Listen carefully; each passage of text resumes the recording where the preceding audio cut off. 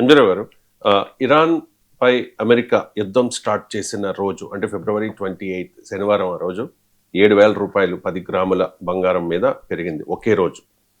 ఆ తర్వాత రోజు 438 రూపాయలు పర్ గ్రామ్, అంటే 4,380 రూపాయలు పర్ 10 గ్రామ్స్ 24 క్యారెట్ గోల్డ్కి.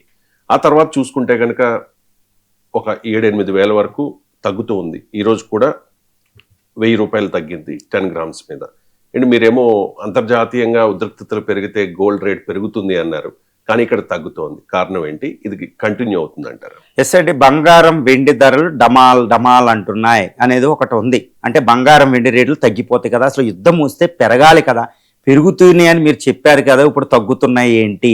నేను ఒకటే చెప్తున్నానండి, బంగారం వెండి రేట్లు ఇప్పుడు తగ్గడానికి గల కారణాలు నేను చెప్తాను. కానీ ఒకటే, బంగారం వెండి రేట్లు డమాల్ అనడం తాత్కాలికమే, కేవలం తాత్కాలికమే.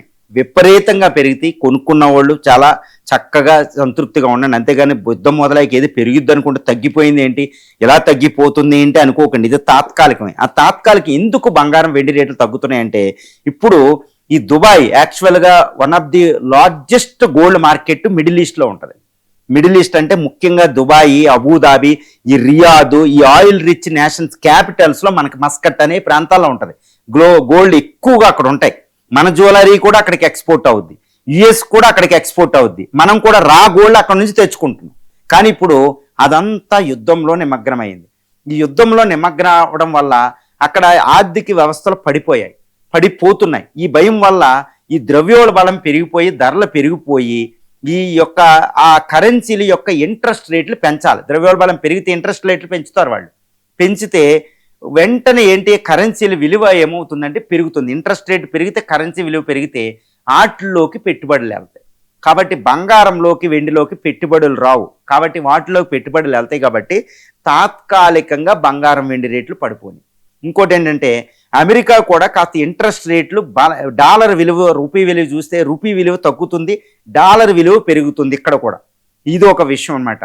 దానివల్ల డాలర్ బలపడుతుంది. కాబట్టి డాలర్ బలపడినప్పుడు ఎప్పుడు కూడా గోల్డ్లోకి ఇన్వెస్ట్మెంట్ రావు. కాబట్టి తాత్కాలికంగా డాలర్లోకి వెళ్తుంది, కాబట్టి బంగారం రేటు తగ్గుతుంది, గుర్తుపెట్టుకోవాలి.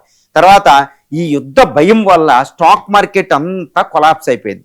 ముఖ్యంగా పెట్టుబడులు ఎక్కువగా గోల్డ్లో పెట్టుబడులు, వెండిలో పెట్టుబడులు ఈటీఎఫ్ల ద్వారా పెడతారు. గోల్డ్లో ముఖ్యంగా ఈటీఎఫ్లు, స్టాక్ మార్కెట్లో గోల్డ్ పెట్టుబడులు కూడా తగ్గినాయి. ఎందుకంటే స్టాక్ మార్కెట్ కొలాప్స్ అయిపోతుంది.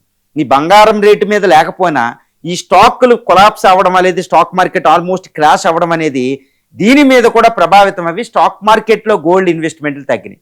కాబట్టి గోల్డ్ రేటు ఫ్లెక్సిబిలిటీ వచ్చి గోల్డ్ రేటు తగ్గుతుంది. కాబట్టి యుద్ధ భయం వల్ల అనవసరంగా ఈ కొనడం ఎందుకు, ఈ రేట్ అనేది ఒక రకమైన ఒకప్పుడు ఉన్న సెంటిమెంట్ తగ్గింది. ఇప్పుడు పెళ్లిళ్ళ సీజన్ ఇండియాలోను చైనాలోను ఒక అద్భుతమైన సీజన్లు ఉంటాయి అగ్రికల్చర్ తర్వాత.